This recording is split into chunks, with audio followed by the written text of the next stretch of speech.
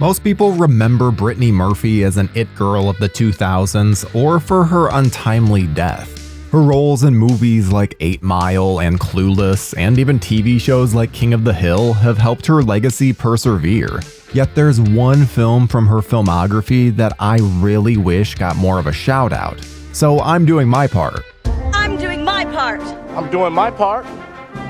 I'm doing my part too. And spreading the word about a Brittany Murphy-led slasher, where the killer flips the usual formula on its head, and instead of going after the horny and debaucherous, instead targets virgins. So join me today on Real Slashers as we take a look at Cherry Falls.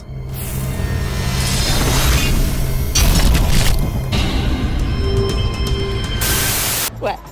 Did they break up? Break up! Wake up! They're dead! They flatlined, they shuffled off the mortal coil, they croaked and gone to see their maker. Duh! How can you be so critically uninformed? Will you look? The whole school is buzzing with that music.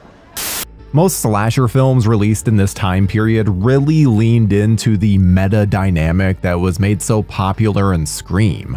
In fact, the vibe of Cherry Falls matches that of an urban legend or an I Know What You Did Last Summer. Hell, there's even a scene in a classroom that feels very reminiscent of one in Scream 2. You know, the one where they discuss their murdered classmates. The feeling of deja vu is ever present throughout the runtime. But even still, these characters firmly fit into a slasher movie. They're never breaking any fourth walls. Cherry Falls follows a town of the same name, where an insane killer is murdering high school virgins. It's a nice flip on the standard fare of virgins usually being saved for last or entirely exempt from any killings. Brittany Murphy stars as Jody, and she really fills the typical final girl role perfectly. She's quiet, but she really knows how to scream when she needs to. And judging by her introduction, she's clearly moving too slowly with her boyfriend, so he leaves her for someone that will give it up. Or, well, only leaves her briefly. It's weird. In fact, she has a hilarious exchange with her dad. I need to ask you a personal question. About how far you've gone? You know, base-wise? Excuse me, what? Are you disappointed that I'm still a virgin? Does she not know how dads in these kinds of movies are supposed to react to that? Oh god. Oh, and her dad is fucking Michael Biehn, and he's the sheriff of the town. As soon as a killer shows up, he starts training his daughter in self-defense. This man clearly has his priorities straight. He works great as the overprotective father. He knows a little more than he's letting on, but not in the way that you may expect. In fact, Cherry Falls takes several left turns when you think it's going right. And now students here on campus are rumored to have organized a sex party to actually eliminate themselves as possible targets. I just love how sex-obsessed the characters are, as that feels very true to life for high school students. Jody's best friend won't stop staring at this dude to the point of her just constantly staring off and daydreaming about him. And this guy is just a pothead who doesn't seem to care about anything. There's a whole sequence where Jody is getting her boyfriend to suck on her toe, and she keeps yelling at him. Harder. Harder. Harder. And once word gets out that the killer is specifically targeting virgins, the teens do what any reasonable person would. Have an orgy. I'm telling you, these guys just have sex on the mind 24/7.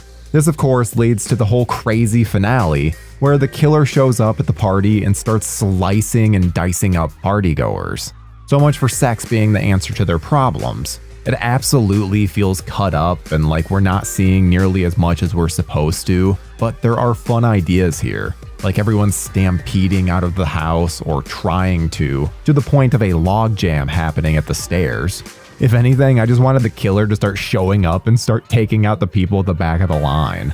Oh, if only. As is, the killer continues his pursuit of Jody before being flung out of a window and onto some fence spikes. But, as you know for a slasher movie, that just isn't enough. And he then has to be shot a bunch of times. In the arm? Between this lady double fisting these guns to the sporadic editing, I just hope that no partygoers were caught in the crossfire here.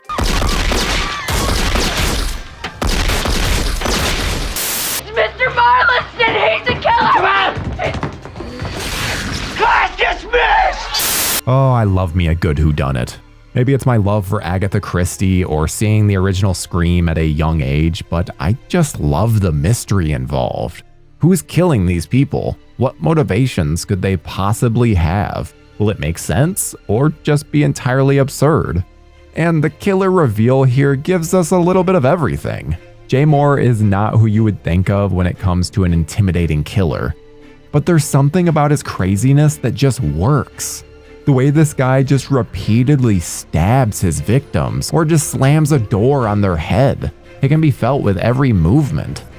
He isn't a simple one-and-done killer, and it makes sense too, since his kills are very much motivated by revenge. When it's revealed that Moore's Mr. Leonard Marliston is actually the son of Laura Lee Sherman, and things start to make a little more sense. See, Laura Lee was raped by 4 boys, and then proceeds to be abusive to her love child. It's heavily implied that Michael Biehn is the boy's father, but they never outright say.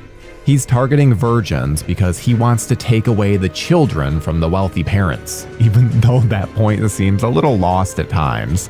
You would think that he just really wants revenge on Biehn, but no, that's not really the case either. But I just love how he reveals himself, just simply saying that Jodi's father is in the trunk. And there's not one moment where it doesn't appear to be a guy in a wig. Sure, they make a point to paint his nails and have him in high heels, but there's not a single solitary moment where it doesn't look like a dude. So when it comes to the whodunit aspect, you're not really targeting any females in the cast, but it's a great look that still feels iconic.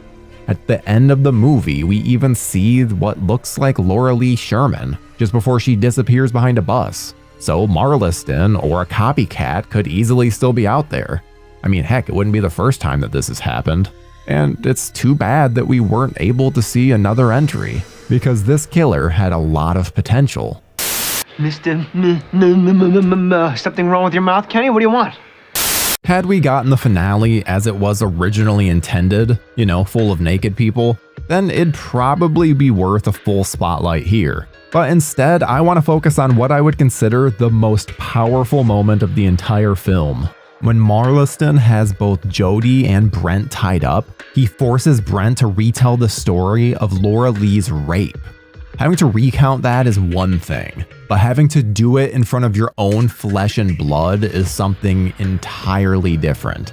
I'd say Biehn's performance is a little uneven throughout the film, but he really nails it here. And this is really where we get to see Jay Moore shine, recounting the abuse at his mother's hands. I love how wacky he gets. While there will never be a good enough reason for killing others, it's nice to see something a little different here. Even if it gets a little messy once you start poking holes in it. Like, why did Marliston wait 25 years to do this? And just how young of a teacher is he? Then, when Kenny shows up, we get to see this side to Marliston that shows just how manipulative he can be. But there's also a flamboyancy present that I wish was there earlier. It would have made him slightly more unique, but maybe they didn't want to show their hand too soon. Thankfully, Kenny is onto his bullshit immediately and comes to the rescue. Given what a fuckboy Kenny has been to this point, it's a nice change for him. But unfortunately, this is where we see the end of the sheriff. The reason I came here was to ask you, as friends and good citizens, to come forward to me or my staff with any information you might have concerning this terrible crime.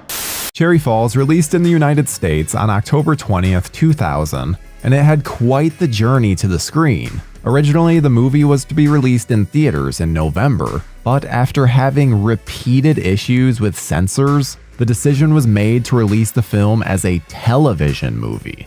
I'm sure you're like me and thinking, wait, a movie that was too violent for theaters is somehow okay to be viewed on television? Well, the distributors had a business relationship with USA Films, so they made the deal to air the movie on the USA Network. This was almost unheard of and was the most expensive television movie ever made at the time. Because of this, there was nothing that could help to alleviate that $14 million budget. Despite positive reviews, there was no chance at a sequel.